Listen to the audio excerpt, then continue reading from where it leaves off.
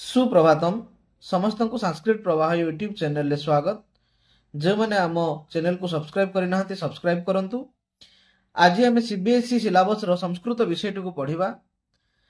ए भिडियोटी आदर्श विद्यालय, केंद्रीय विद्यालय एवं अन्य सीबीएसई एफिलिएशन विद्यालय रो पिलामानक पई उद्दिष्ट। तो एही भिडियो रे सरल ओडिया भाषा रे संस्कृत विषयटी को बुझा जायछि। तेणु मु भाबुछि पिला माने सरल रे सहज रे ए विषयटी को बुझी पारिबे। आज आमे क्लास 7 रो संस्कृत बही रो प्रथम पाठ पढ़िबा। प्रथम पाठ हैला सुभाषितानी। सुभाषितानी रो अर्थ हैला सुंदर बाणी बा मधुर बाणी। सुभाषितानी पदटी दुईटी पद को नै गठित होईछि। प्रथम पदटी हैला सु, जहार अर्थ होउछि सुंदर बा मधुर। द्वितीय पद हैला भाषितानी। भाषितानी रो अर्थ हैला बाणी बा वचन। तेणु कम्प्लीटली तार अर्थ होउछि सुभाषितानी रो अर्थ हैला सुंदर बाणी बा मधुर वचन। मनुष्य कौन करिबा उचित कौन न करिबा उचित ए विषय रे कुहा जायतबा बाणी गुडी को सुभाषितानी बोली कुहा जाय। अर्थात जेउ श्लोक गुडी को मनुष्य को बंचिबा पई प्रेरणा देई थाए, मनुष्य को आगो को बढ़िया पई प्रेरणा देई थाए, सेही श्लोक गुडी को सुभाषितानी बोली कुहा जाय थाए। तो एही प्रथम पाठ रे 6टी श्लोक अछि, सुंदर सुंदर श्लोक अछि, आमे पढिबा। तो आसंतु पढ़िबा प्रथम पाठ। प्रथम पाठर प्रथम श्लोक पढ़िबा। पृथिव्यां त्रीणि रत्नानि जलमन्नं सुभाषितं मूढैः पाषाण खण्डेषु रत्न संज्ञा विधीयते। श्लोकटीर अन्वय करिबा। पिला माने देखंतु अन्वयर अर्थ हैला ना जेतेबेले श्लोक लेखा जाय थाए तो कर्ता कर्म क्रिया एपट सेपट हेकि थाए। तो आमे ताकू सरल भाषा रे बुझिया पई हेले हमकु कर्ता कर्म क्रिया को क्रमान्वय रे सजेया पई पड़िबो। तो एई प्रक्रिया को अन्वय बोली कहा जाय थाए ना। श्लोकटी को सरल भाषा रे बुझिया पई हेले प्रथमे हमकु अन्वय करिया पई पड़िबो। अर्थात कर्ता कर्म क्रिया गुडी को क्रमान्वय रे सजेई कि लेखिले आमे श्लोकर अर्थटी को सहज रे बुझी परिबा। तेणु एई श्लोकर अन्वय देख ना। अन्वय हैला पृथिव्यां जलम अन्नम सुभाषितम त्रीणि रत्नानि सन्ति मूढैः पाषाण खण्डेषु रत्न संज्ञा विधीयते। यहला अन्वय। तार अर्थ होउछि, श्लोकटीर अर्थ होउछि पृथ्वी रे जल, अन्न एवं मधुर वचन बा सुभाषितानी एही तीन गोटी जिनिस प्रकृत रत्न अटे, किंतु मूर्ख माने पाषाण खंड गुडी को रत्न बोली कहि थांती। सुना, रूपा, हीरा, नीला, मोती, माणिक एगुडी को प्रकृत रत्न नुहे। आमे सुना रूपा न पिंधिले बंची पारिबा, किंतु आमे जल एवं अन्न बिना आमे बंची पारिबा नाही। आउ ए जो सुभाषित गुड़िक कौन करिथे ना, जेहेतु आमको जीवन धारण करिवा पई बा बंचिबा पई आमको प्रेरणा देई थाए। तेनु एई जल, अन्न एवं सुभाषित एही तीन गोटी जिनिस हेउछि प्रकृत रत्न बोली कहा जाय थाए। किंतु मूर्ख लोक माने पाषाण बा पत्थर खंड सदृश एही सोना रूपा गुडी को रत्न बोली कहि थांती। तेनु आमे ई श्लोकर अर्थ एया बुझिलु जे ना ए पृथ्वी रे तीनोटी रत्न रहिछि, जलम, अन्नम एवं सुभाषितम। आउ ए तीनोटी को रत्न बोली प्रकृत रत्न बोली कहा जाय थाए। किंतु मूर्ख माने सोना रूपा, हीरा, नीला, मोती, माणिक एई गुडी को रत्न बोली कहि थांती। जेहेतु आमे जलम आउ अन्नम आउ सुभाषित एई तीनोटी बिना बंची पारिबा नाही, तेणु एई तीनोटी को मुख्य भाव रे बा प्रधान भाव रे रत्न बोली कहा जाय थाए। तीनोटी रत्न बोली कहा जाय थाए। पृथ्वी रे अनेक रत्न रहिछि, तेणु एई तीनोटी होछि प्रमुख रत्न बा प्रधान रत्न बोली कहा जाउछि, जलम, अन्नम एवं सुभाषितम। एई श्लोकरु आमे सिखिलु जे पृथ्वी रे तीनोटी रत्न रहिछि, जल, अन्न आउ सुभाषित, किंतु मूर्ख माने पाषाण खंड गुडी को बा पत्थर खंड गुडी को रत्न बोली कहि थांती। वर्तमान द्वितीय श्लोक पढ़िबा। सत्येन धार्यते पृथ्वी सत्येन तपते रविः सत्येन वाति वायुश्च सर्वं सत्ये प्रतिष्ठितम्। ए श्लोकर अन्वय। पृथ्वी सत्येन धार्यते, रविः सत्येन तपते, वायुश्च सत्येन वाति, सत्ये सर्वं प्रतिष्ठितम्। एही श्लोकरे सत्यर महत्व विषय रे कहा जायछि। सत्य बिना ए संसार संभव नुहे। एणु एही श्लोक रे कहा जायछि सत्य द्वारा यही पृथ्वी धारण करिछि। सत्य द्वारा सूर्य उत्ताप प्रदान करुछंती। वायु मध्य सत्य द्वारा प्रवाहित हेउछि। तेणु यही समग्र संसार सत्य द्वारा धारण करिछि। तेणु देखिबो कोर्ट रे मध्य जो न्यायालय गुड़िक मध्य लिखा जाए सत्यमेव जयते, सत्यर ही सर्वदा जय हुए। तो तेणु यह श्लोक कहगला जे सत्येन धार्यते पृथ्वी, अर्थात सत्य द्वारा पृथ्वी धारण करिछि। सत्येन तपते रवि, सत्य द्वारा रवि अर्थात सूर्य हमको उत्ताप प्रदान करुछंती।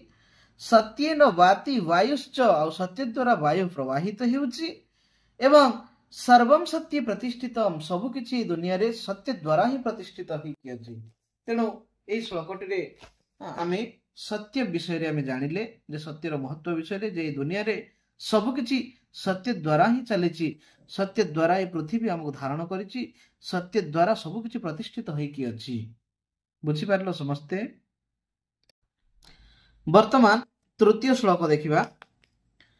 दाने तपसि शौर्ये च विज्ञाने विनये नये, विस्मय नहि कर्तव्य बहुरत्ना वसुंधरा। एही श्लोकर अन्वय हला दाने तपसि शौर्ये विज्ञाने विनये नये च विस्मयः न कर्तव्यः हि वसुंधरा बहुरत्ना। एही श्लोकटीर अर्थ है दान रे, तपस्या रे, बलवान ठारे, विशेष विज्ञान विशेष ज्ञान रे, नम्रता स्वभाव रे एवं नीति आचरण रे आमे आश्चर्य करिबा उचित नुहे। काहेकि ना एही पृथ्वी बहुरत्न अटे, अर्थात एही पृथ्वी रे अनेक रत्न रहिछि। तेणु आमे आश्चर्य करिबा उचित नुहे, एही जिंस गुडी आश्चर्य करिबा उचित नुहे। काहेकि ना एही पृथ्वी बहुरत्न अटे, अर्थात एही पृथ्वी रे अनेक रत्न रहिछि। प्रथम श्लोक रे 3 गोटी मुख्य रत्न विषय कहगला एवं एठारे कहा जाइतिबा दान, तपस्या, बलवान, विशेष ज्ञान, नम्रता स्वभाव एवं नीति आचरण एगुड़िक मध्य गोटे गोटे रत्न अटे। तेणु एही पृथ्वी रे अनेक रत्न रहिछि। तेणु एही विषय गुड़िक आमे आश्चर्य करिबा उचित नुह। दान दाने अर्थात दान करिबारे, तपस्या अर्थात तपस्या करिबारे, शौर्य अर्थात शक्ति रे बा बल रे बा बलवान ठारे, विज्ञान अर्थात विशिष्ट ज्ञाने बा विशेष ज्ञान रे, विनय अर्थात विनम्र भाव रे, नय अर्थात जो नीति आचरण रे आमे विस्मय नहीं कर्तव्य, आमे विस्मय करिबा उचित नुह। काहीकि विस्मय करिबा उचित नुह ना ए पृथ्वी जेहेतु होउची गोटे बहुरत्न अटे। एई पृथ्वी रे अनेक रत्न रहिछि। तेणु एई अनेक रत्न भितरे एई गुडाक मध्य गोटे गोटे रत्न अटे। तेणु जेहेतु पृथ्वी बहुरत्ना, पृथ्वी रे अनेक रत्न रहिछि, तेणु आमे एई जिनिस गुडिकरे आश्चर्य करिबा उचित नुह। वर्तमान देखिबा चतुर्थ श्लोक।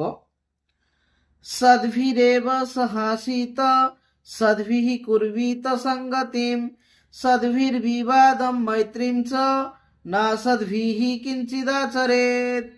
एही श्लोकर अन्वय है सद्भिः सह एव आसीत्, सद्भिः संगतिं कुर्वीत, सद्भिः विवादं मैत्रीं च असद्भिः किंचित न आचरेत्। एही श्लोकर अर्थ है सज्जन व्यक्ति सहित आमे बास करिबा उचित एवं सज्जन व्यक्ति सहित आमे संग हेबा उचित बा मित्रता स्थापन करिबा उचित।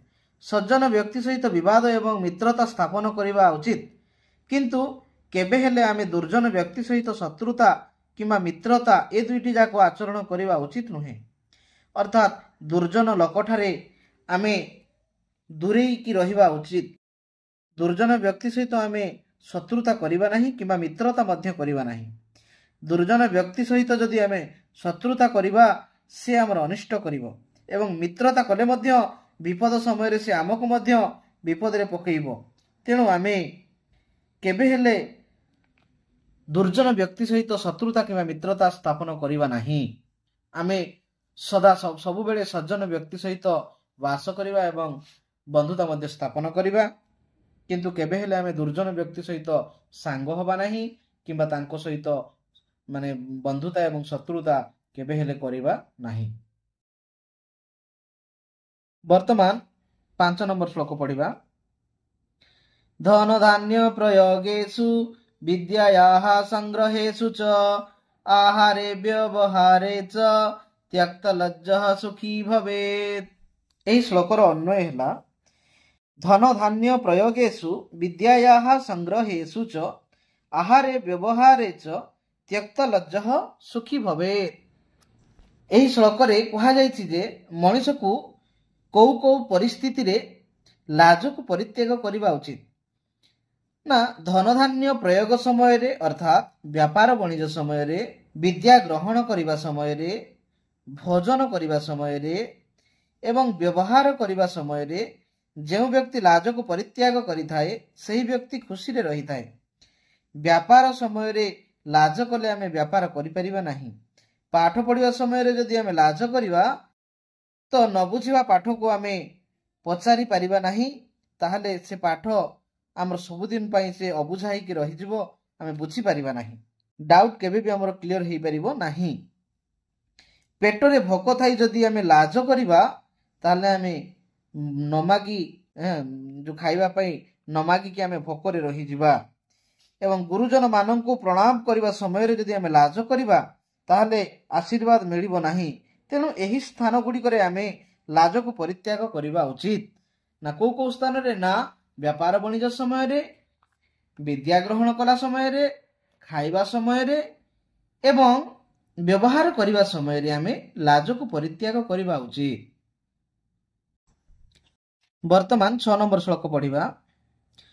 क्षमा वशीकृतिर्लोके क्षमया किम न साध्यते शांति खड्गः करे यस्य किम करिष्यति दुर्जनः। श्लोकटिर अन्वय हैला लोके क्षमा वशीकृति क्षमया किम न साध्यते यस्य करे शांति खड्गः अस्ति दुर्जनः तस्य किम करिष्यति। एही श्लोक रे क्षमा विषय रे कहा जायछि। एही संसार रे क्षमा वशीकरण अटे। जेमिति वशीकरण मंत्र द्वारा लोकन को वशीभूत करा जाई थाए, ठीक सही परी क्षमा द्वारा मध्य लोकन को वशीभूत करा जाई पारे। क्षमा द्वारा कोण बा न होय, अर्थात क्षमा रूपक खड्ग जो व्यक्ति पाखरे अछि दुर्जन व्यक्ति मध्य तार किछि क्षति करि परिबो नाही। तेणु जदि कौनसी व्यक्ति क्षमायोग्य भूल करे ताकू आमे क्षमा कर दबा उचित। तेणु इस श्लोक रे कहा गला जे क्षमा होछि गुडे एमिति अस्त्र जहा पाखरे क्षमा रूपक अस्त्र थिबो तार शत्रु मध्य किछि करि परिबो नाही। जदि आमे कौनसी व्यक्ति को आमे तार भूल पई ताकू जदि आमे क्षमा कर दबा से परे से कोन करिवो ना तार भूल को बुझी परिबो एवं से भूल को बारंबार करिवो नाही। जदि से बारंबार भूल कला आमे ताकू क्षमा कर देबा, बारंबार भूल कले से बारंबार ये सब घटना घटिले से निजे परिवर्तन हो जिवो एवं निज को निजे से बुझी परिबो। तेणु कौनसी व्यक्ति भूल कले आमे ताकू क्षमा कर देबा उचित। जदि भूलटा क्षमार योग्य हेइथो ताहले आमे से भूल को निहाती भाव में क्षमा कर देबा उचित।